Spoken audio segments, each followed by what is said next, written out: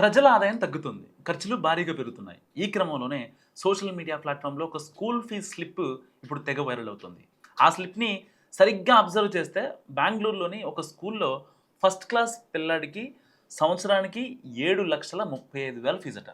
Middle class families గురించి మర్చిపోండి. ఇది హై క్లాస్ వాళ్ళు కూడా అమ్మో! 7,00,000 ఎందుకంత అంటారు. సో, ముత్తుకృష్ణ అనే వ్యక్తి బెంగుళూరులోనే ఉంటాడు. సో, వాళ్ళ అబ్బాయి చదువుతున్న స్కూల్‌కి సంబంధించిన ఫీజుల వివరాలు ఇలా ఉన్నాయని ఇన్‌స్టాలో ఒక పోస్ట్ పెట్టాడు.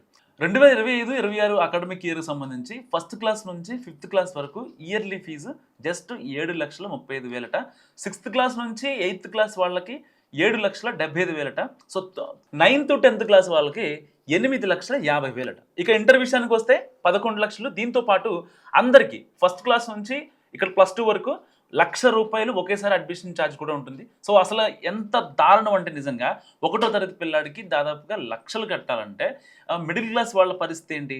అయినా ఒక రకంగా ఇంత ఖరీదైన ఫీజులకు నిజంగా ప్రజలే బాధ్యులు. ఎందుకంటే దీనిని డిమాండ్ చేసిన ప్రజలే ఈ వ్యవస్థను క్రియేట్ చేసేలా చేసుకున్నారు. అండ్ పిల్లలు ప్రైవేట్ స్కూల్స్‌లో చదివితే పెద్దయ్యాక మంచోళ్ళవుతారు.